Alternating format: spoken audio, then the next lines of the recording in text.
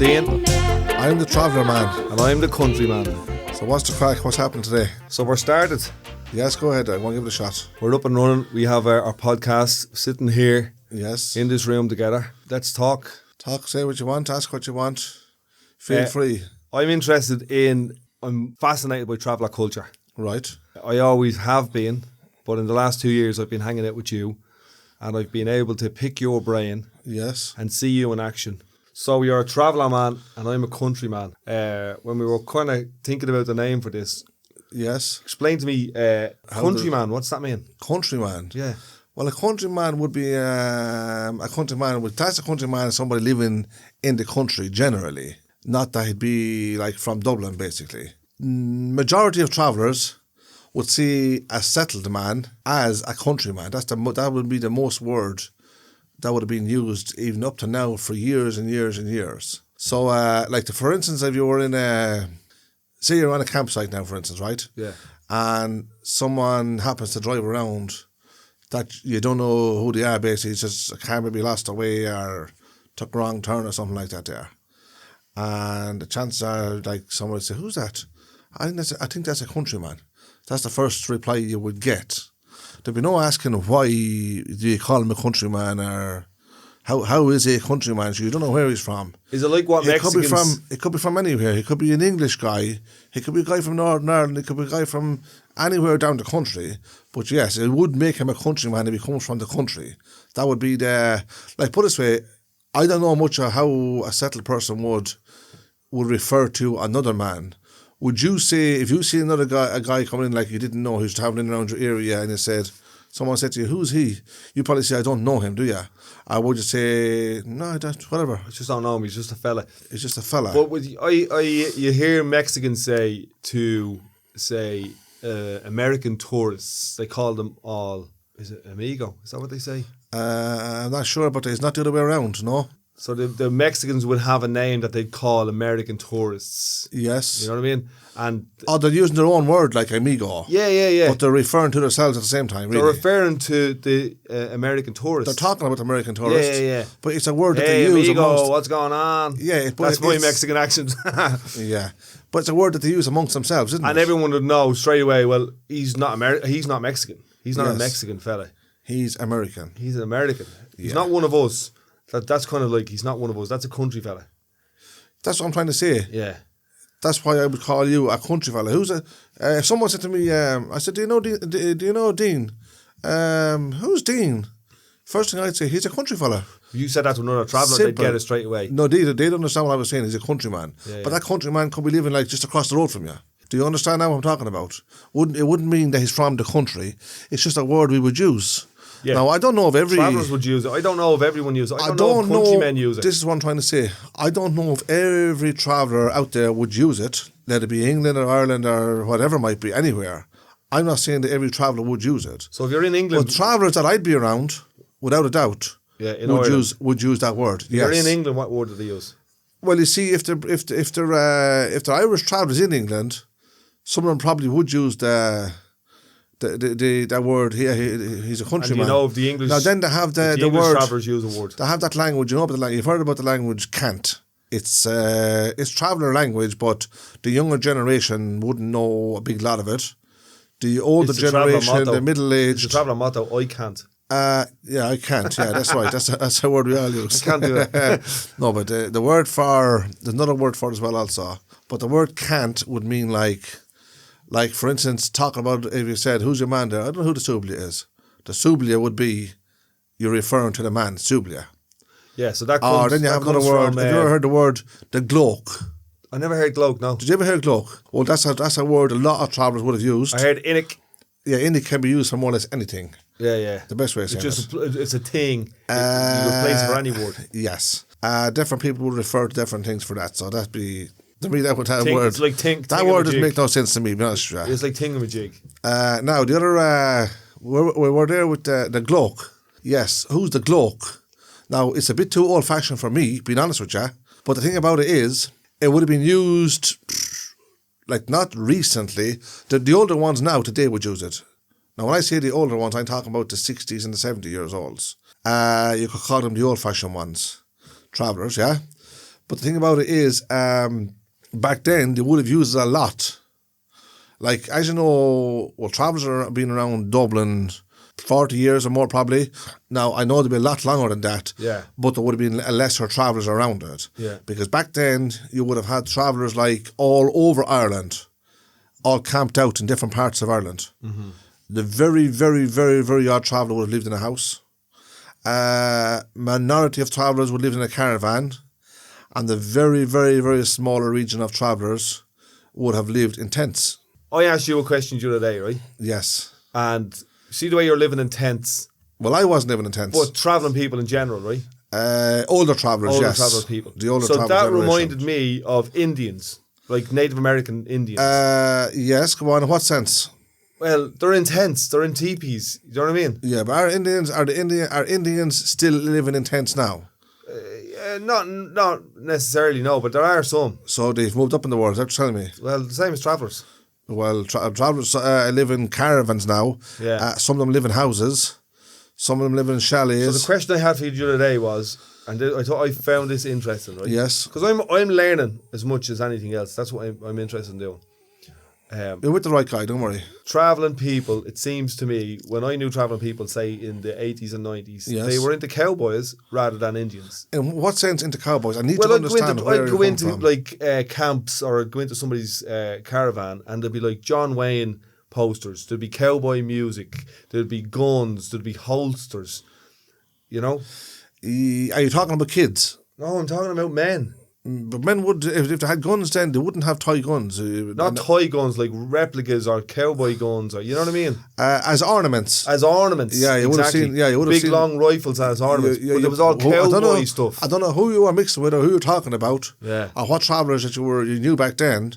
But yeah, a lot of travellers would have had stuff like that for ornaments. That would be it. They'd be maybe they'd have brass or copper or something like that there. There wouldn't be such thing as a plastic gun, like a traveller holding onto a plastic gun for an But they were ornament. big into cowboys, that's the point.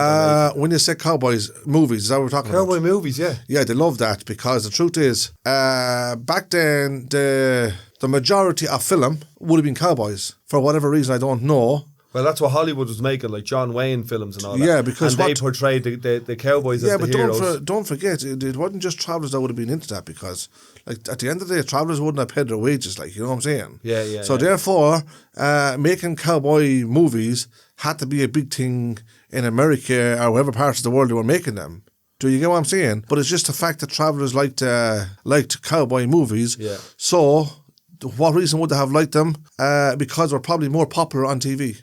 Back then at the time with the black and white television, yeah? With the two leads put onto a battery. There wasn't Yes, that's true. Is that where you get the power from? Well, that's how it was. So you'd have a black and white TV, the Yes. power leads coming out onto a battery. Without a doubt. And there would have been no electricity. See, how would you have fixed electricity if you were moving around all the time? So basically, they used their brains. They got battery TVs. It's like having just a little camper van. You'd be up and ready and gone. Yeah, like that sort of thing, yes. And you wouldn't have water. A camper van today is an easier lifestyle. Back then, there was nothing easy for travellers, and I'm not acting the old-fashioned guy here, but what I am saying is, I can say, let's say, briefly remember little bits of it, but then again, up until what? Up until, like, say, 30 years ago. Now, 30 years ago seems like a long, long time, but it's not. Do you get what I'm saying? So, therefore, that's when, I remember when, say, we used to use generators. So you'd have a diesel generator out the back. And at this time, it was an official council site, but there would have been no electricity on it. There would have been like an outside tap, an outside running tap, basically. So we're talking about this is like a halting site. It was a halting site, Because, yeah. Just let's clear up. Let's clear up. Yeah. Before we move on, because we're getting deep into stuff and we're saying a lot of things that people will go, I never heard those words before. I don't know the difference between what you're talking about, a camp, a halting site. No, I'll tell you the difference of a camp. This is how it was with a camp, right? Basically, right, you could call a camp anywhere. You could be travelling along the road with your caravan, towing your caravan, and decide to pull on the side of a road, which did happen. Lots and lots and lots. Look at here. It was the culture of travellers, the best way I put it back then, right? Now, they pull on the side of the road, and then that was a camp. That was classed as a camp. So they set up their whatever, let it be a tent at the time. I'm saying they would have towed a caravan, understand that? Those who had caravans. Those who didn't have a caravan would have set up a tent. Right, but the thing about it was, you made it your camp then. Do you see what I'm saying? As I said, it would be a little bit before my time, be truthful about it. What age are you now? I'm only 50 now, I'm only a young lad. So I'm going back, say, I'm not going back before 50 years, I'm going back 30, 35 years. Yeah. Do you get what I'm saying? Because it's about as much as I can remember. But I was talking to the likes of, say, some of the older folk now, they would probably tell me a lot more, or be able to tell you a lot more, if you want to put it that way, about the side of the road, the camps, how they set up camps, where they got their water, no electricity supply. Back then they probably wouldn't even have a generator. Maybe the odd one would. A generator, as you know, it supplies electricity. So they'll be running off just like enough just to maybe the water over stream. Right. Enough just to run a light and maybe a TV. Yeah. And be very happy with that. A little light when they be using candlelight. The difference with the camp was you might be lucky to pull in where there might be. Do you ever see the old roadside water pumps? You won't see a lot of them now, but you will see the odd one if you're travelling down the west or down around, say, any part of down the country away. Like if you travel like 100, maybe 150 miles from Dublin, chances are you spot the odd one of them water down pumps. Down the back roads. But there used to be, let's say, there used to be more common before because there was more of them. Now, these pumps are probably gone rusty from being switched off. You'll see a very, very, very odd one. If I'd be off on my bike cycling on the back roads, like up at farmers' yards and all that, that's where you'll find. That's you might chance seeing them there, and they're probably more used for farmers now than anything else anyway, because water for whatever the animals and cows and stuff like that. But years ago we were all set up on horses, so everyone had them. Like they were more common, like, you know. Yeah, I know what you're saying. Yeah, but anyway, what I was talking about the supply. The minimum supplies that was in a camp. So really you had nothing in a camp. All you had in a camp was a spot to either pull your caravan or set up a tent. You know what I'm saying? Mm-hmm. So then that's what made that your camp. Yeah. Now you asked me the difference of a camp and a halting site. Well, back then, as I said, I'm going back to about 30, 35 years. Well, let's put it so, I'm 40 years up around Dublin, let's put it that way, right? When we moved up to Dublin. Where'd you move from? We moved from a place called Newtown, down in, say, beside Longford, County Longford. So basically it would be based between Longford and say Rooski, Carrick and Shannon. Oh, you were on the Shannon then, all of them places. But as again, I was only a kid, like, I was only very, very young, like about 8 years old, so I can't tell you. You don't have much memories of that? No, and that's what I'm trying to get at. I can't tell you that I remember a big lot about it. Do you know what I mean? Yeah. But I would briefly, slightly remember us, yes, living on the side of the road, yeah, without a doubt. So did your parents have a camp down there? Is that yeah, on the side of the road. Yeah. There was a big, as you call it, a lay-by. You know what a lay-by is, don't you? Yeah. Where the cars or lorries can pull in for a while if they want and take a rest and go on about their business. But they wouldn't pull in when there's travellers' caravans there. That's no doubt about that, like, you know what I mean? Why? Well, put it this way, if you, I can't say exactly why. Maybe they all had their own reasons. I'm not saying they had reasons in the first place. Yeah.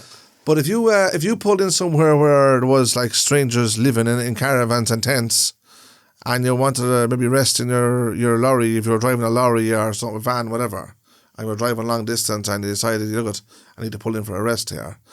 And like, I'm going to be funny about it now, but you don't want to wake up in parts of your van, or I'm not saying that would happen with travellers. Like, it would happen. No, I'm being sarcastic about it, right? Genuinely. Of course it would happen, but... Well, there's no guarantee it would happen, because every traveller, we're all not all thieves, like, you know what I mean? I might be an old traveller, but it doesn't mean I'm a thief. You know what I mean? So do you want to get into that? You do? The other thing about it is... Yeah, I want to get into that. I do want to get into that. I think that's one of the reasons I want to do a podcast with a traveller man. You're looking for a fight now, aren't you?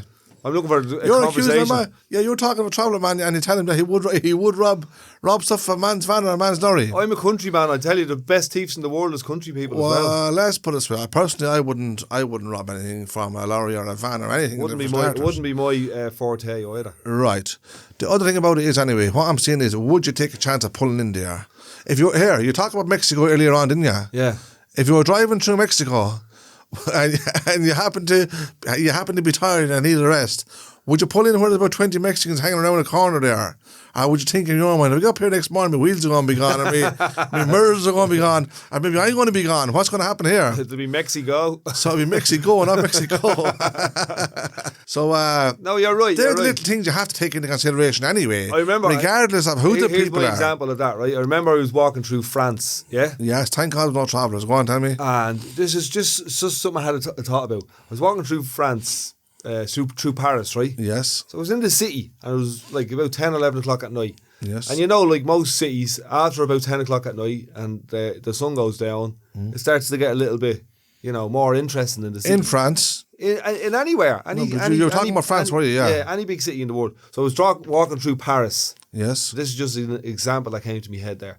And there was two groups of lads, one on the left-hand side and one on the right-hand side of the road. And I was walking down the middle of the road. One group of white fellas and one group of black fellas. And just something came into my head going, which side of the road would I walk across and be safer on? Serious. Feel safer on. You know what I mean? And Yes. that reminds me of, if there was a group of Mexicans parked up or a group of travellers parked up, would we go in? Which side would you walk?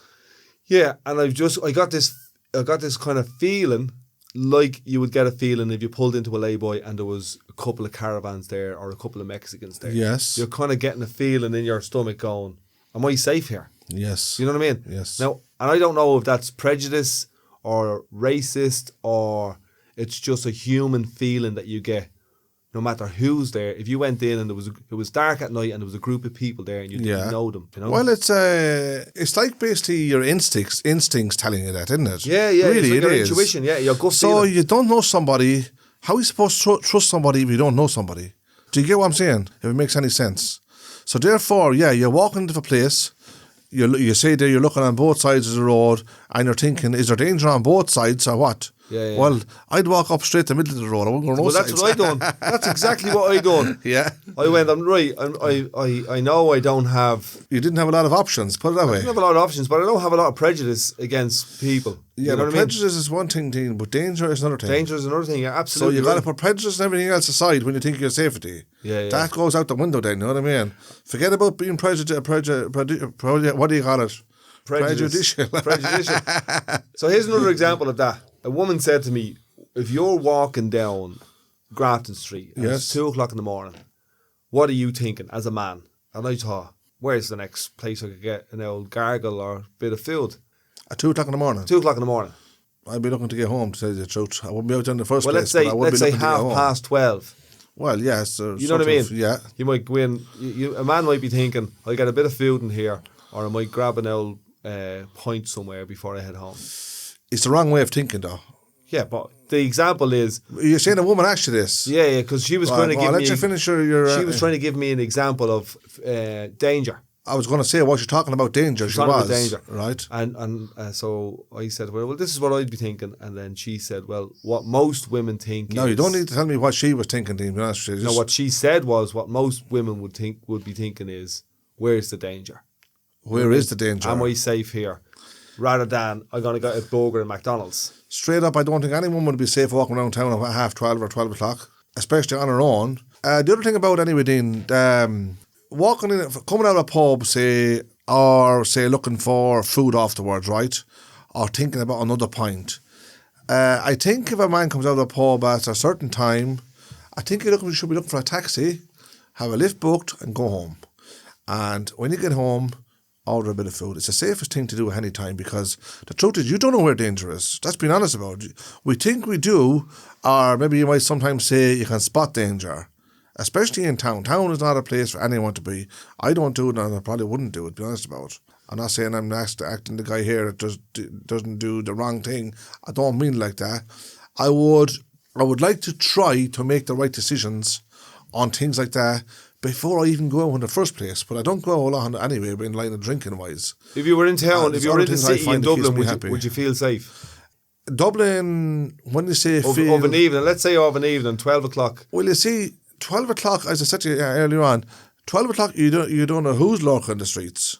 That's being honest about it, right? Yeah. We have so much, we have so much different cultures in our country now. Yeah. That, and I'm not pointing fingers at any culture, don't get me wrong in that. So, there's people we know, people we don't know. There's people we know about, and same. It's the same question answer. Like, there's people that we know about and don't know about. So therefore, where would you feel safe walking around town at 12, half 12 at night, 1 o'clock? I don't think it's a safe gesture. I don't think it's a wise decision for anybody to be doing it. Because what I do think is, if you are, like you were going out for a drink, just say, it's not so bad if you're with a couple lads, a bit of company, then you do, look, everybody feels safer, to be honest about it. One guy on his own, no, there's no guarantees you turn that next corner and there's not 5 or 6 guys around that corner and start your, like, I'm not saying that there be settled travellers or any breed, seed or generation. It wouldn't make a difference. Lads would drink on them and one thing or another. There's no guarantee you don't get into a fight there. So that's where danger is. So that goes back to the point of pulling into a lay-boy in 1980. Similar down in Longford. Similar, yes, yeah. You wouldn't know what you were getting. No, 100%. If you don't know people, then you don't know what you're getting into. Now you could be pulled in beside the nicest people in the country. There could be lovely people, but you don't know that if you don't know them. Yeah, it only has to go wrong once. Exactly. So therefore, you're still taking your chances, no matter what. But again, it depends on what kind of an outlook you have on people. But when I was explaining to you about being in and around the town at that time, I'm not pointing fingers at anybody. Yeah. I'm saying in general, that's what I'm talking about. Yeah. It's dangerous no matter what we say. Or this coming out of a pub and heading into a cafe or a restaurant. That's where everybody ends up. Yeah. So that's not safe. That's not a good idea. Home is the best idea. And then if you feel hungry, order a bit of food. You have it at home. It's there waiting for you when you go home. Yeah. But you're home and you're safe and you're dry. So you're not worrying, nobody else is worrying. Safety is a big thing for you, because I've been chatting to you for the last number of months, and I've noticed that the safety thing comes up, especially in relation to your children. Yeah, family, yeah, without a doubt. I'm very, how would you say it? You might use the word orientated, is it? Family orientated. Family orientated. Yeah, very, well, it all boils down to one thing. Like, I'm sure every parent is probably the same thing. You worry about your family every day, simple as. Yeah. Maybe we shouldn't be worrying, but it's built into us. We just can't help it. And also, you have this thing where you try to keep everything right kind of thing, if you know what I mean. Sometimes, like, don't get me wrong, sometimes I probably try too hard to keep things right. But look, there's nobody perfect. We're not perfect. None of us is perfect. So we just do our best at any time. Worry about the family. Look after them the best way you can. Try to lead them in the right direction at any time. Steer them away from problems or trouble or things you might just see down the line kind of stuff. You know what I mean? Look, I'm sure every parent has the same, probably the same ideas as I would have, in a sense where you try to direct your young lads, your boys or your girls, whatever, or anyone that's maybe married into you or whatever, like. Just to give them the best advice you can. Give them good advice. Don't give them advice that distracts them or upsets them or maybe leads them astray. I'm not saying any parent would try to lead family astray, because that'd be a stupid gesture to make. I'm not implying to that. I am implying to is do your best with them at any time. It's all you can do. And after that, hope that they'll listen to you. And maybe at any stage, take that advice on board and probably come to their own understandings and realise, and look at, maybe I shouldn't do this, or maybe I shouldn't do that. Maybe I should listen to, say, my parents, or it doesn't even have to be a parent. Sometimes you can get great advice from another person. It could be a neighbour, it could be a friend, it could be an older person. Do you know them kind of things there? So the way I see it is that, look at, God works, he works through people to make people see the good in life. We're going to throw a cat in the mix now, right? Yes. That's a very soft image you're at the painting of a travelling man. In what sense? Where the image of a travelling man in this country would be hard as nails, tough as boots. Well, yeah. Look, there is some travellers like that. Yes, hard as nails and tough as boots. I'm not saying some travellers. I'm saying the perception, the way I see it, is that all travellers. Now, I know this to be different because I've got to know you, and I've got to know other travellers, and I have traveller friends, and I hang around with travellers, and I'm on sites and all that type of stuff. But so what do you think of travellers the perception in general, of all travelling, the perception of traveller men especially. Well, I'm going to make one thing clear here it's now. hard Right. as nails, tough as boots. Right. You can tell me what you think of travellers. Don't worry, I'm a traveller. I won't fight with you. I won't beat you up over what you're going to say. Okay? Yeah. But what do you think in general? What I've learned is, like, when I'm with you or I'm with, any travelling people that I hang out with, Yes? I don't see the traveller. In what sense? I'll tell you what you don't see. Yeah. You're saying you don't see the traveller, you don't see violence. Is that what you're saying? No. I'm not. What I'm saying is I don't see. Is that what you're saying? I don't see the traveller anymore. I probably used to see the traveller, but now I see. Like, I was up earlier on with you there, and there was a couple of girls at the gate, and they were talking. The little babies. The little babies. Yeah. Now, they were all my grandnieces. 5 years ago, I would have looked at them going, they're traveller children. God bless them, yeah. Now I look at them going, they're just children. Yeah, they're beautiful, aren't they? And they're when I look my, at you, I just see a man. Yeah. They're all my grandnieces, all little kids at that time. We did a prayer with them, yeah? Yeah. Remember I got them to bless their face and their little prayer. Yeah, and I poured some holy water on them. Well, they're all my grandnieces, God bless them. So you're saying to me, if you seen them 5 years ago, you would have seen the traveller child. Exactly. But now you see the human being side of it. Is that what you're saying? Just a child. You see her as a little child, not about where she comes from, or who she brought up to, or what she was born into, basically. Is that what you're saying? Yeah, none of that. I don't see any of that. Do you not? Today I was with a friend of mine, and he would be what's called half caste, for example. Right, go and he on. has a new baby. Right, Yeah? yes. Now, I just see him as a man, and I just see the baby as a baby. You don't see colour, is that what you're saying to me? Don't see the colour. No, we're not supposed to see colour, Dean, be honest with you. But we do. No, I don't. I've never in my life felt that way about somebody. That like a colour should matter, a race should matter, or where they come from. No, that never. As a traveller man myself, I've never looked upon somebody like that, because the way I see it, no matter what we think, or no matter who we think we are or where we come from, let us be rich or poor, black, white, whatever, you name it. It doesn't make a difference. We're all one in this world. And the people that can't understand that and can't see it, I'd say God help them, because they're blind to it, obviously, without a doubt. You have to understand also as well that a person might be blind to things in a sense where, like, look at, I'm looking at somebody and I'm judging them. I don't need to be judging people, because I don't know what kind of lifestyles they have, for starters, number one. Just by looking at them, I don't know, they could be the nicest person that I might ever meet or even ever get to know. I don't know them things until I get talking to them, for starters, or I get to know them. But if I never get to know them, then I'll never ever know how bad or how nice of a person they were. So we are under the, how would you call it? We sort of take it into our own opinions, if you like. We try to give ourselves an understanding, but this understanding might be wrong. Mm-hmm. Whereas, like, you've often heard the saying there, don't judge the book by its cover. I think I agree with that saying 100%. Because sometimes, now, as I said earlier on, I don't like judging people. I try not to. It doesn't make me perfect, doesn't make me a saint in any way, but I genuinely do try not to judge people. On the other hand, for instance, right, you don't know somebody. Doesn't mean you want to know them or you get to know them. Yeah. You let them on about their business anyway, one way or another, if you know what I'm saying, if it makes any sense. It's not like we're going to get to know everybody in this world. We're not.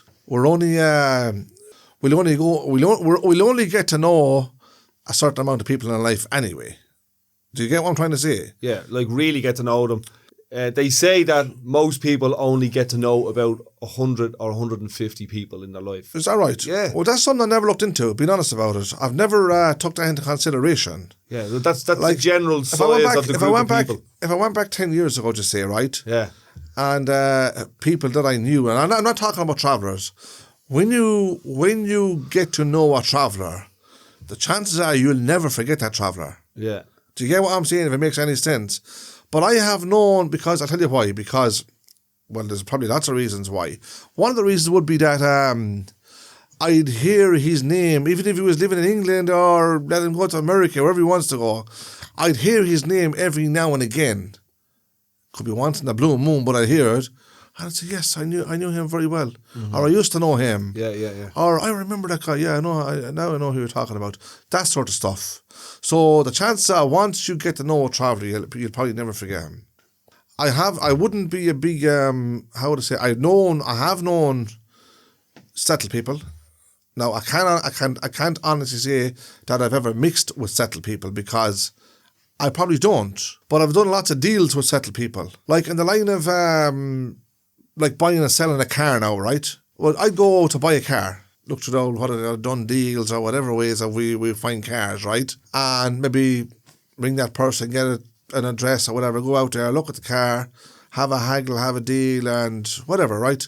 So now I'm getting to know that person, but only briefly. If yeah, it's a couple of minutes at the most. But do you understand? Yeah. So now, therefore then, this is what I'm trying to say is, this is how I would have mixed with settled people. This is what I'm talking about. I wouldn't have mixed with settled people in a sense where getting to know them permanently, if you know what I'm talking about. Yeah, you wouldn't have hanging out with them, going and doing things with them. No, because I'm all about, I'm all about my family, being honest about. Yeah. I'd rather spend more time with my family than I do with... But then you could say that you wouldn't have hung out with too many travelling people outside your family either. No, in the line of sense of hanging out, no, but I would have known them. Yeah. I'd visit them. I'd see them every now and again. I bump into them here and there. It could be anywhere. Here's the question: do you have any country people who you consider friends? There was one there, and I'm still thinking about. His name is Dean. I don't know, so I'm not sure. That's really interesting. Like, yeah, you know what I mean. No, like you've gone. I'm going to stop you for a minute because you've gone all your life. You're 50 years of age. Yes, you're a man with. You're in a marriage. You've got kids. Yes, and all your life, and you're living in a big city in Ireland, where there's loads of travellers. We're surrounded by country people. No, we're surrounded by country people. And you... Again, them country people are maybe Dublin people. Yeah. And you know closely one country person. Yes, That's I do. Really interesting. I'll tell you who I know a lot, straight up now. I would have got to know a lot of country people. Again, settled people, but to me, country people. Okay, country and settled, it's the same kind of thing, yeah. Yes. Now, I would have got to know a lot of country people through the church. Like, I go to church a lot. You've mentioned talking here, we're talking whatever, half an hour or whatever. Yeah. You've mentioned God about 4 or 5 times in church. Well, see, God is my life, so I'm going to mention him a million times. I thought family was your life. Family is my life, but God gave me my family. Yay. So God is my life. Yeah, very good. Okay. Anyway, and thank God for that as well, yeah? So I'm going to keep mentioning God. Anyway, Dean, right? The other thing about it is, I would have got to know more country people through the church. In the church, I would go to a lot of, let's say, the church all around Dublin. The best way of putting it, right? Yeah. I go to mass a lot. There's one you go to in Abbey Street, is there? I go to mass all over. There's like a mission or something. I go to every one of the churches, honestly. Because I was talking to my dad, just a side thing. My dad was in a mission in my dad's 70 odd, and he's had to get really into the church. Go on. But he's had to go into a mission tonight. I think it's probably Salvation Army or something like right, that. Yeah. On Abbey Street. No, I wouldn't have went to that, but I'll tell you where I would have went. I would have went to the crusade prayer meetings in Abbey Street. It's beside that, what do you call it? The little theatre there. Yeah, the Abbey. It's not exactly onto it now, but it's beside it. I know, yeah. It's on the Abbey Street anyway, put it that way. That, what do you call it, them trains things, what do you call them? The trams. Lewis. They stop outside it as well. Yeah. But anyway, I would have went to that place, same place you're talking about, but it would have been different types of meetings. Yeah. I would have been like Catholic prayer meetings. Right. That's where I would have went to. I used to go there every Monday night, spend about 2 hours there, and it was absolutely beautiful, to tell you the truth. Beautiful. And would you go there with yourself, your kids? I used to go down there. No, I'd bring my kids to mass, the wife, the family, all to mass. Yeah. Yes. Now, we'd go down to mass in Church Street, 7 o'clock every evening. Myself and the wife and say the every kids. Evening? Yes, absolutely. Say my wife now and the 3 kids my 3 kids are there with us now. All my other kids are married. Say the bigger lads, I'm going to have like 5 lads, 4 girls. They're all married. But anyway, I was talking about how I got to know country people. Yeah. Let's say, for instance, I'd go to like about maybe 10 or 12 churches. I'd mix around the masses going to them, yeah? That's where I got to know the amount of country people. Now, so there'd be people going in and out of the church. No, there'd be people in the church doing the same thing as I'm doing. Yeah. Praying, doing novenas, doing like the Divine Mercy chaplets and say the Holy Rosary and, of course, receiving the body of Christ and then say getting Mass. This is what I would be doing. These people are doing the exact same thing as I'm doing.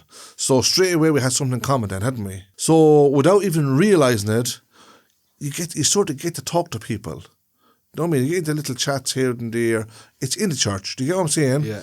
Like, I'm talking about years and years of doing this now. Before you know it, you know people's names in the church then.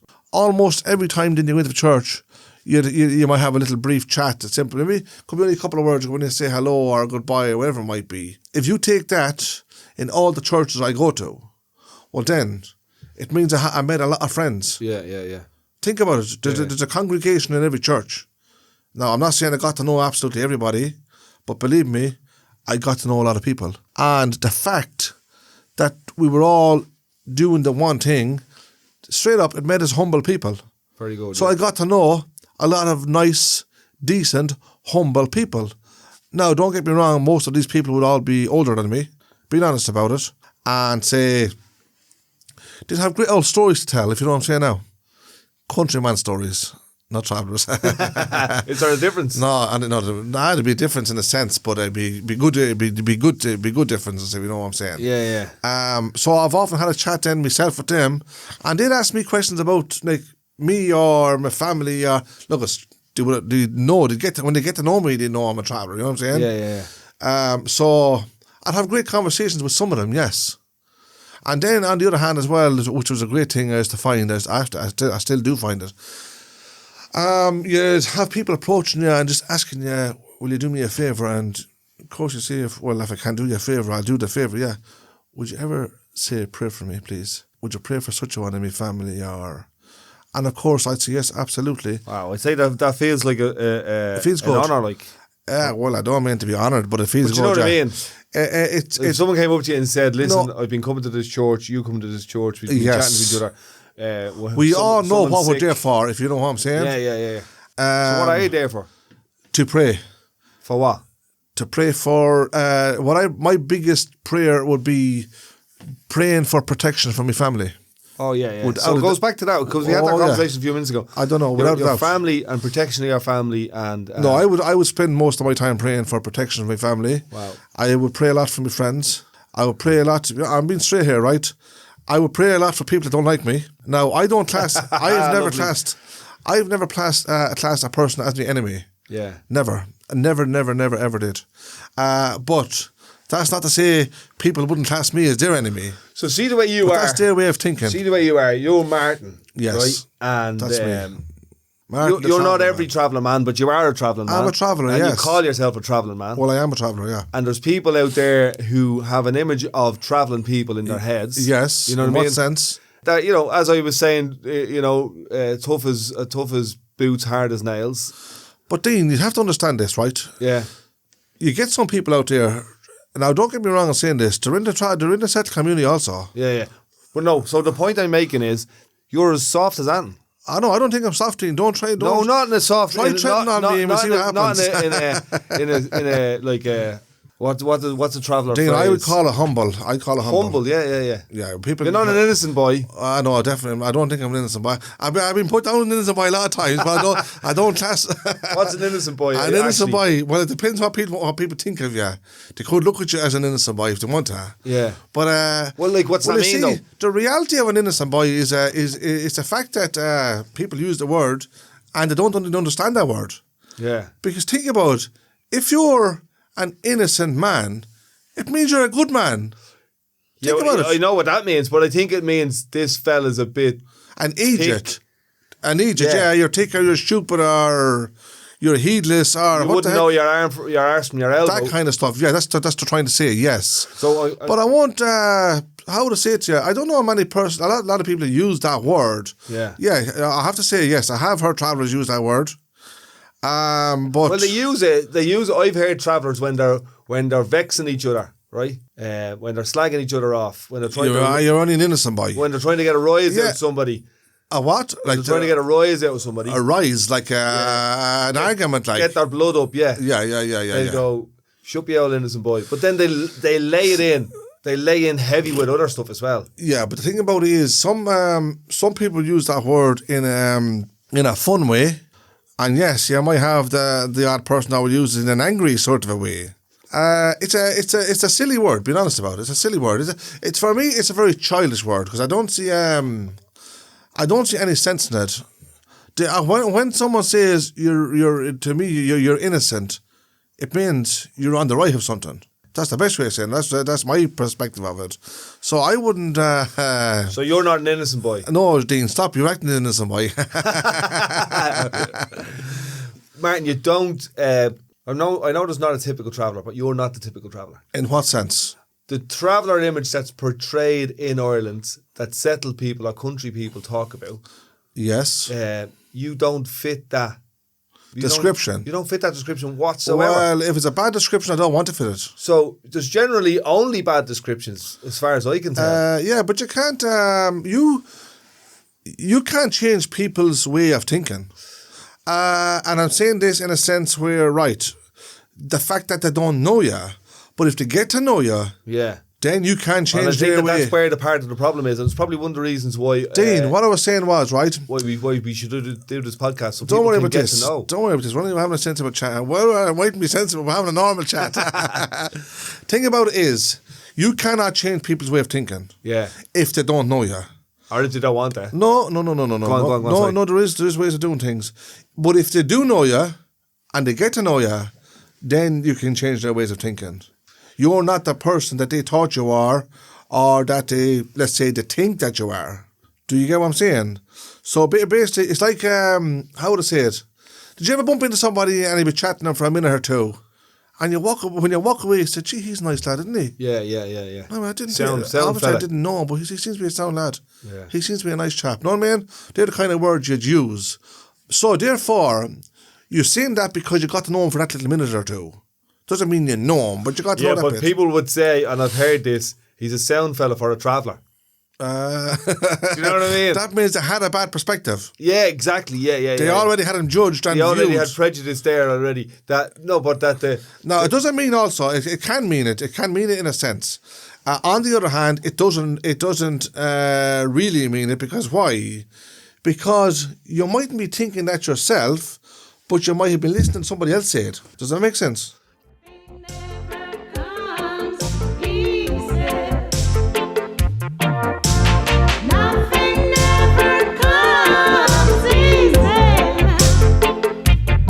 Anyway, So come here, what makes you happy? What makes me happy? What makes you happy?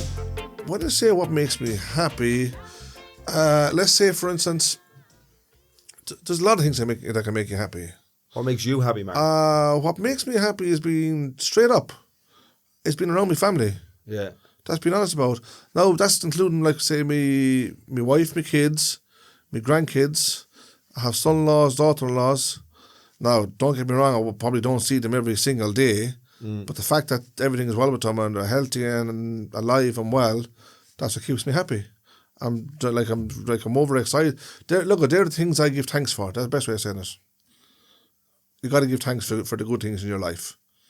So you wake up and you just do a little prayer and you thank God for everything in our lives, especially our families, for our health and our strength and all the good things that God has given to us. So yes, family makes me happy. But don't get me wrong, family can be stressful too. Oh, without a doubt. Family can Don't be... get me wrong, I love them, but... Yeah. I've heard one person saying, I love to see them coming, but I like to see them going as well. Yeah. How long are you staying when you're going home? It's time for a rest here, or time to move along to something else. But no, that would be the general thing is, yes, family keeps me happy. And I can probably say this, Dean, look, it's silly to think anything different. I'm sure everybody thinks the same way. Like, family makes them happy. Simple as. But family is not what we're sold. No, we're not sold, no. You know what I mean? What are we sold? We're sold gold watches and cars and no, I'd like a good old gold watch and I'd like a good old car too. Would you, yeah? No, but these things wouldn't make you happy, like, you know what I mean? They say the best things in life come free. Yeah. Who do we get them from? Think about it. G.O.D. Is that what you're saying? The man above, yes, the man above, of course. I don't know if I'm I'm not as religious as you. I'm not as I'm not saying I'm religious. Yeah. I am saying things that I do things that keeps me happy, keeps my family happy. Yeah. Things I feel that protects us, and that is what I do. Simple as. Yeah. And I'm never going to change that, no matter what. I can tell you that for sure. I'll be doing what I'm doing, and I'll probably do it for the rest of my entire life. And please God, hopefully, my family take off to that as well. Yes, without a doubt. See, the younger generation is hard to get them to do these things. Now, I'm not saying I'm old. I'm not old. But I am saying there's younger than me still, even though I'm saying to you. Yeah. It's hard to get them to... the older people than, say, myself now, right? Like some our parents and grandparents, they would have been great, being honest about. They had a great faith. Let's say they passed it down, if you want. You know what I mean? The good beliefs, without a doubt. Like, what I'm thinking is here, like, if the next generation, such as, say, my generation, basically, can do the same thing, keep the faith alive and pass it on again, then the younger people, the younger generation, which would be my kids and, say, the grandkids, please God, that they would do the same thing, pass it down to them also. But, for instance, right, you teach somebody how to pray. I'm only saying, like, take the kids there, 6 and 7 year olds. It's fun for them, you know what I'm saying to you? Yeah, it's really crack. When you're teaching them how to pray, right? But when they get to being older then, if you're teaching them, they get more of an understanding. Now, up to about, say, whatever, be honest, about 15, 16 years old, some of the kids are great. They'll tag along to Mass. They'll do a few prayers in the morning, a few prayers in the evening. So they're aware that God is present, if you like. Yeah. If you want to put it that way, you know what I'm saying to you? So now they know they have God in their lives. Okay? So therefore, if they can continue that, which a lot of them, when they come to a certain age, they don't continue it. But what I find with a lot of them then as well, even my own family even, I find then that later, like I say, my oldest now, he'll be 31 in, say, next month, please God. Yeah. Right. So therefore, what I find in the family now is that, like, let's put it this way, when I was, say, from my the oldest basically, up along, say, down child. to, my youngest now is 12, right? God bless her. She's the baby girl. Now, thing about it is, I would have brought them to Mass every Sunday, without fail. I had an old bus, an old minibus, and we all cramped into it and got to Mass. That was an important thing in our week. So we used to do the same thing here in Ballymun. When I lived here with my family, there was 6 kids, my mum, my dad, and Sunday morning, the whole community, we'd come out. It was brilliant, yeah, that's right. The church back then would be full. So what I'm saying is, where did it fall down? Because that's not the way it is now. I'll tell you where they fall down. Now. I'll tell you where they fall down. I'm not saying this is exactly where they fall down. No, I'm not even saying the church. I'm saying, where did the whole thing fall down? The family, it's the people, it's the congregation, it's the people themselves. Yeah. Thing about it is, right, if you're, let's say, a church-going family, and your duty as a father will be, if you're going to Mass, bring your kids with you. Yeah. As simple as that, right? Now, and as I say, as a father and a mother, like, you know what I mean? You bring the kids along with you then, so you can tell them what to do up to a certain age. But for some reason or another, when they hit like 16, 17 years of age, somehow it's they become despondent. So they start, let's say, pulling back, if you like. So now you're telling them, like I do anyway, well, you have Mass this morning, what time are you going to Mass, that kind of thing. Yeah, I'm going to 11, or I'll go this evening. So laziness is kicking in there for starters. Yeah. Do you know what I mean? Yeah, well, they're teenagers. This is what I'm trying to point out. This is what I'm trying to say. And so what I was trying to say was, so I'm getting the body is going full of changes and all that. No, what I'm trying to say here, Dean, is they're slightly not listening now, what you're telling them what to do, basically. Yeah. For instance, right? I'm not saying that everybody, I'm saying some people, right? Now, at this stage, they know how to pray.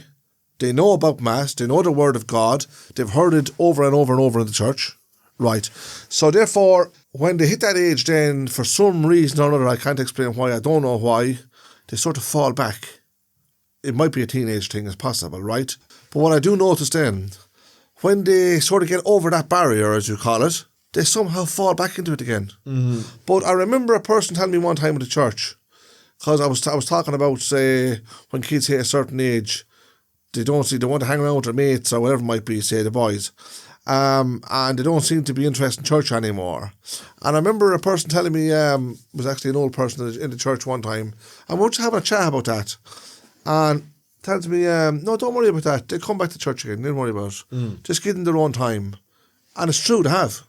Yeah, well, it's like anything else. It's just kids playing football at 10, 11, 12. Yes. And then they head off for 3 or 4 years. Yes. And then they come back. They come back to it so again, kids yes. are off exploring. So, yeah, things it's are changing for them in their lives. They're off exploring, they're off experimenting, they're off holding hands and kissing each other and jumping over bleeding fences or whatever, you know? Yes. And I think that part of it, as you're saying, that's normal. It's exploring. Yeah, I think that's what it is, yeah. But that's not what I'm saying. I'm saying, let's say, for example, this community here, it feels like that we've kind of lost our way a bit as a whole community, not just as individual families or as individual people. You know what I mean? So something has... In what sense? Well, this community here would be notorious. You're talking about the settled community here, is that what you're saying? The settled community, the travel community, the whole community. Okay, so my experience in the 80s, for example, in this community was there was a lot more togetherness, family togetherness and community togetherness. In the settled community? Yeah. Because I wouldn't be with travellers, Dean, because back then, being honest about it, you barely had travellers or settled people mixing. Even today, they don't mix. You don't see travellers like, you don't see a big integration in travellers and settled people. Young lads, all right, when they go to schools, to probably get to know, look, whether it be in England or Ireland, it wouldn't make a difference. Travellers and settled, but they're mixing as young lads in the schools. Yeah. Do you know what I mean? And then some of them can become best friends, but they're only like in their 12s and 13 years of age, 10 years of age, whatever. But sure, as life goes on, then they drift away from each other, you know what I'm saying? There'll be certain things that we won't be able to, both of us... That you wouldn't talk about on this podcast. That both of us won't feel comfortable The thing about it is, you're right about that. There would be a lot of things I wouldn't talk about on this here. Yeah. So because I'll tell you why. So by talking about it, we'll find out which they are. Oh, yeah, we get to know each other. You could ask me a lot of questions about travellers, for instance. Yeah. And for me not to upset travellers, certain travellers, or not to offend any travellers, I wouldn't answer them in a way that you might want to hear. Do you understand? So I'd be, let's say, for instance, if you ask me a certain question about a certain traveller, like, what do you think it is or what do you think of that? I'll probably tell you what I think of it, but it's going to be in a right and mannerly answer, because I wouldn't like to put in a sense where I'm bad-mouthing somebody or basically giving a person a bad image, if you like. So therefore then, when you're not doing these things, you're not upsetting somebody, or you're not making anybody it's the one thing, you're not making anybody angry, or make anybody think that you're actually a bad person for representing that sort of that conversation in a bad manner, Yeah. So as we go on with this podcast, yes, right, there will be certain things. Let's face it, if we're calling this podcast a traveller and a countryman. Traveller and a countryman, yes. The reason that we have a distinction is because there's kind of two separate cultures. Well, you see, the thing about the different cultures is that, for me, I'm thinking this way. I could be thinking wrong also. I think the settled man is more open about conversation, no matter what it might be. Whereas a traveller is not. I'm not completely open about certain conversations. There is conversations, and there might be questions that you could ask me through this that I won't answer in the way that you'd be thinking I'd answer them, because I probably don't want to go into that field, if you know what I'm saying, into that area, if you understand.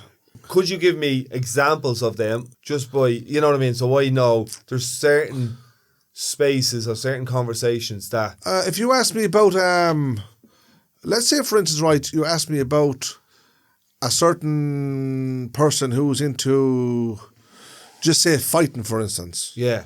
Well, it's very simple. I'm going to speak good about him. Yeah. That's the honest, genuinely honest opinion.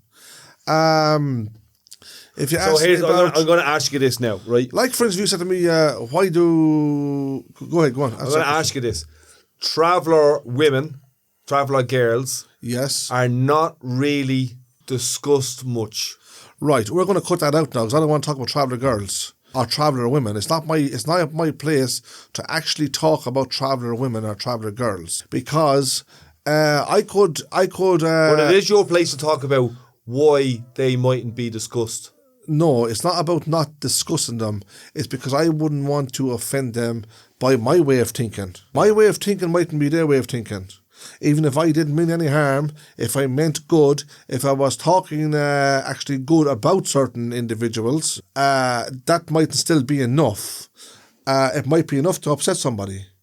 But there would be no intention of upsetting somebody, if you understand what I mean. So you probably won't get me discussing anything about traveller women or traveller girls, because whatever is going on in their lives is generally their own business. So the chances are, if I had a conversation about them, I'd go in and maybe upset, in a sense where, when I say upset, I don't mean I go in and upset them. I mean is that I'd probably end up saying something and it would sound like I'm actually judging them. Yeah. I don't want to do that. So let's say, for example, I'm not into that me, stuff. me and you are here and we have a guest on. Depending who the guest would be, yes. Let's say it's a female traveller. No, it won't happen. It will never happen. I can tell you now that it will never happen, because there's nobody out there will allow their girls, for instance, to come on something like this. Well, let's say it's not their girls. Let's say If it's a fully grown adult older woman. Chances are you get an older woman, such as like we're talking someone my mother's age probably. Yeah. Do you get what I'm saying? Someone in their maybe 60s or 70s. Well, let's say it's someone like Eileen Flynn, the senator. They might talk. Eileen Flynn, she's a good talker. We know that. Yeah. She didn't get to where she is. She talked the head off a hammer. As well, she's good. We all know that. She didn't get to be where she is for nothing. As a fellow, keeping her mouth shut. Exactly. Now you have it. There might be topics that she would probably want to talk about. Yes, but don't forget, she is what would you call her? Free spirit, is it? She'd be a woman who probably, she's great. We know that. She'd be someone who would talk freely also. But then there could be questions there where it might be embarrassing, what I might want to get involved with or even answer to, like, you know what I mean? Well, no, I don't know what you mean. I'm trying to say is there could be questions that she could ask or conversations she might want to have where I might be embarrassed. You might be embarrassed, yeah. So I'd have to say, look, pull back and shut up kind of thing. You know what I mean? Yeah. Huh? And I find that really interesting. Well, it is interesting, but at the same time, you have to respect people's opinions. Like, yeah, and it's not. I'm not Whether looking for a free for all. We can talk about anything and we can say anything, but there are things that we could talk about that may not be getting talked about in Irish society, especially between a traveller and a countryman. Yes, because what we're doing here is not common. It's not. And we're just having a chat. Like, I understand that. Yeah, but it's not common. These chats don't happen. No. No, I know what you mean. They don't be. So you're probably not happening often enough. Maybe, yeah.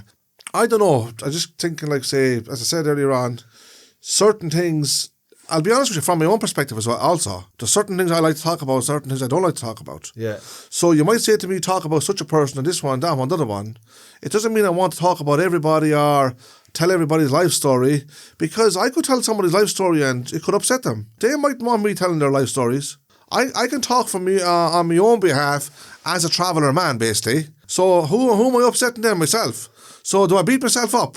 No, I'm not going to do that. Do you get what I'm saying? I do get what you're saying. So I understand what you're saying. For instance, right here, someone asked me a question about you, yeah? Yeah. Whether you're in the room or not, right? And I tried to answer that question. The chances are that I could answer it in a way where you might want it to be answered. Do you get what I'm saying? Yeah. But only that we would know each other, so we'd sort of understand each other, if it makes any sense. Yes, I do. So one thing I'm learning about you is that that's something that you think about. That's something that you consider. If you've done the same thing with me, that wouldn't be in my head whatsoever. No, I understand that, because I know you. And I wouldn't be thinking about the other person and I couldn't say anything about them. I would just talk about what I think. No, I'm saying if someone asked me a question about you. Yeah. Do you get what I'm saying? And vice versa, if someone asked me a question about you, I wouldn't be thinking the way you're thinking. I would just go, he's an Egypt. Blah, blah, blah, blah, blah. Yeah, you run me to the ground. I know that. Oh, whatever. I'd just say whatever. Yeah, well, I would laugh that off. But not everybody laughs these things off. They don't, you're right. Do you get what I'm saying? Yeah, some people are very serious about life. They are. They take, let's say... We live in a whole society where you can't say boo for offending someone. Now you have it. To take some... Now, don't get me wrong, not everybody. I'm talking about some people. Some people do take things too serious altogether. Now, you might say, should we have to take things serious? Yes, of course. We take the important things serious. It doesn't mean we have to fight about them. You know what I mean? But just because they're serious things, they can still be talked about. In a sense where... Talk about them where it makes sense, if you know what I'm saying now. So, therefore, I find talking about other people... You could be. It's good to talk good about people. Like if you're going to talk good about them, don't say. If you've nothing good how to would say, you ever hear us saying, if you're not going to talk good about them, don't talk about them at all. Yeah, you've nothing good to say nothing at all. It's like the Ronan Keating song. You say it best when you say nothing at all. We'll have to get an old song off. So you at some that was a good one. Yeah, I like that bit. I like that one. So true. You like a bit of singing. If you want to talk about somebody, talk good. And if you're not going to talk good, don't talk about them at all. Shut your trap. If you feel like talking bad about them, say an out prayer for them. Simple as. It helps them. It helps them without... They don't even know you're praying for them, but it helps them without realising it. Huh?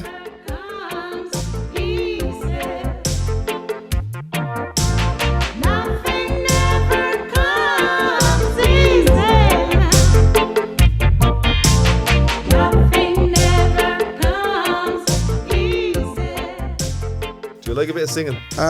When I say singing, like I wouldn't class myself as a singer, no. Be honest about it. You're at the belting out the old. No, I know. I often what do you call it?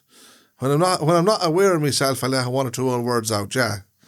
Who are you into? I wouldn't class myself as a singer. Who do I listen to? Yeah. I like a bit of American country. The likes of, say, Hank Williams now. So we're going back to the cowboy stuff? No, we're not going back to cowboys. He wasn't a cowboy. Was he not? He was probably never on a horse in his life. Yeah, so how come everybody... What's Hank Williams sing? The problem with you, Dean, is you're hanging around with too much cowboys. I'm hanging around with you, am I? Yeah. He sings American country, all good songs. Give us an example. And he wrote, it's like he wrote a lot of songs about his own life, as a matter of fact. Give us an example. I don't know what. That is the example about his own life. Could you sing me a line? He had let's say he had a very lonesome life. You want to put it that way? Can you sing me a line? No, I wouldn't be up to singing right now, to be honest with you. No. Give me the name of a song then. Well, he has hundreds of songs. Give me one. No, I can't even think of one. You're nervous now, that's it, because I'm getting you to sing. No, I'm not nervous, honestly. Thing about it is, he's a good singer, yeah. And if you have never heard him sing, look him up. Hank Williams. I tell you who I'd like singing now. UB40. A good bit of reggae. I like a nice bit of reggae. The early UB40 or the later? Good music is good for the soul, you know. I reckon it nourishes the soul. It's very, very good. So if you have a good choice of music, other singers, no, likes of, again, American country would be likes of George Jones. I was talking to you the other day. You said you liked Eminem. Eminem. No, you said to me they're rap singers. Yeah. You asked me if you were to pick a rap singer, what rap singer would you pick? I said to you, Eminem is one of the best rap singers out there. But the only problem is he comes out with too much bad language in his songs. Yeah. So I can't play that kind of music around my family. Like if I put on an old bit of music to hear, I put on a nice old country Hank Williams song. Nobody's getting offended. Well, they all get offended because everyone who hates him. I love him. So they all fight with me, don't they? When you knock him off, I say, hold on for a second. I say, when there's nobody else around, he's around. So I like listening to him, and that's how it is. But yeah, George Jones, a good singer. Who's that? George Jones. George Jones. Vernon Oxford. These are all guys that No. I'll do a bit of research now. No, I'm telling you, this is the thing. I only pick good music, so you have no problem researching that. Vernon Oxford is one of the best. He is one of the best country singers, American country singers, that you probably will ever hear. But it depends if you're into that. If you don't like American country, then you don't like Vernon Oxford. I like reggae, I like hip hop, like rap music. Not so much. I like a good bit of reggae, like Bob Marley. Bob Marley's my number one now. Mainly what I would have listened through the years would have been UB40 because they have literally hundreds of good songs. I like the early UB40 stuff. I like all the stuff. Yeah. Honestly, all the stuff. Now, I'm not saying every single song is a brilliant song. I don't mean like that. But I do like listening to UB40, but I've listened to them for years and years.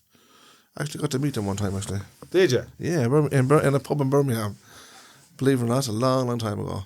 But How are you going to start singing there? music. Long yes, make a song time out of ago. that. Yeah, it's very easy to make a song to, isn't it? Sure, you can literally make a song out of absolutely nothing if you want to put it that way. But yeah, that's the music side of me now, Dean. I like that. That's who I like singing.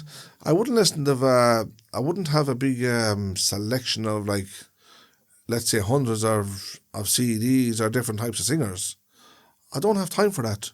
I have time to listen to one or two or three good singers, and that's enough for me. And any Irish Sure, it singers? should be or enough anything for like that? anybody. No, there is some good Irish singers, to be honest. The ballads, like the Dubliners, you have the Pogues, is that right? Yeah. You have Dublin City Ramblers, you have the Wolf Tones. Like, they're all good singers, every one of them. Another group there, well, I can't think them off by heart. We went to see them one time, actually. But what was it? Yeah, there is some, like, look, without a doubt, there's a lot of good talent in Ireland, no doubt about that. The group singers, like the boys on Westlife now, should they have great songs? Will you give it over, will you? No, I don't mean it that way. I'm saying in a sense, like, I know it's not everybody likes Boys On. Actually, I like them, like, you know, Boys I on like Westlife. the fact that they Sure, here, how could they be wrong? work together as a business. How could they be wrong? Didn't Westlife make 40 number ones That's in a what row? I'm saying. They worked as a business. So why would I give it over? They cracked the code. They That's made a living out of it. Well, that's, I look at here. That's what they're in for it anyway. I'm saying at first they'll be all excited about fame or one thing or another. But then You have to put the butter on the bread. fame didn't become the important side of it then. It was always probably about the money anyway, you know what I mean? Yeah. Naturally. It was a job. It was a day say, living, a way of earning a living. Boys Home was the same thing, yeah. They had some good songs. If they didn't have good songs, they wouldn't have been famous as they were. You know what I mean? Daniel O'Donnell. Should have went. He's all right. I wouldn't be into it at all. No, he's all right. I wouldn't listen to Daniel O'Donnell. And what I mean, I used to be into the I Pecker don't. Dunn. I wouldn't. Pecker Dunn. A lot of people like Pecker Dunn. I used to be into it. Like, I'd play it a lot. I used to play it a lot. I don't really play it as much now because he didn't have a huge repertoire of songs. No, but I'll tell you what know happened there. You see, the reason what you were playing him 24 hours a day was because you got excited about getting to know a traveller. That's what happened to you. That's what it was, yeah. So you couldn't keep him off. You know Pecker Dunn? Yeah, I know Pecker Dunn, yeah. He's a good singer. Yeah, so I listen 24 hours a day. So that's what happened to you, No, Dean. the songs he's singing, he'd break me heart. It'd be like there's an Aboriginal fella I know as well, and But he is a good singer, though. break your heart, Yeah. you know. He has his own distinctive way of singing songs. Like, But he's and a bit that's of a very laugh good. as well. He has one where he's going up the M1 Yeah. in the van, and it's a bit of crack. Like, Right. I take her up Pecker the old Dunn. M1. Dean, there's some, like, do you know how in the settled community, how you have great singers? Yeah. I'm telling you want to see the traveller singers. There's a lot They must of be shy good. because I don't hear any of them. No, I'll tell you why, because they don't record themselves. They don't put it out there. I'm telling you the truth. You want to be around. Like, for instance, I'm not a pub man or an everyday pub man, as you call it. But for the times I have been in pubs through the years, like they get around the table in the end of the evening, yeah? Yeah. There could be 10 lads there, and they'd go around and each one would sing a song. And to tell you the truth, the talent was unbelievable, to be honest with you. And I genuinely mean that. And I'll tell you who's really good at them. No, the older lads. Like the lads I'm talking about now being their maybe 60s, 65s, going on 70s, where, like, say, now I don't mean I was like sitting around these lads. What I am saying is I have heard them sing. These are the old Toronto lads. They all look like Yeah. Elvis. Yeah, they all throw the hair back. Do you have the hair back with the that's right. margarine in it? No, seriously, they would sit around and sing their songs basically at the end of the night.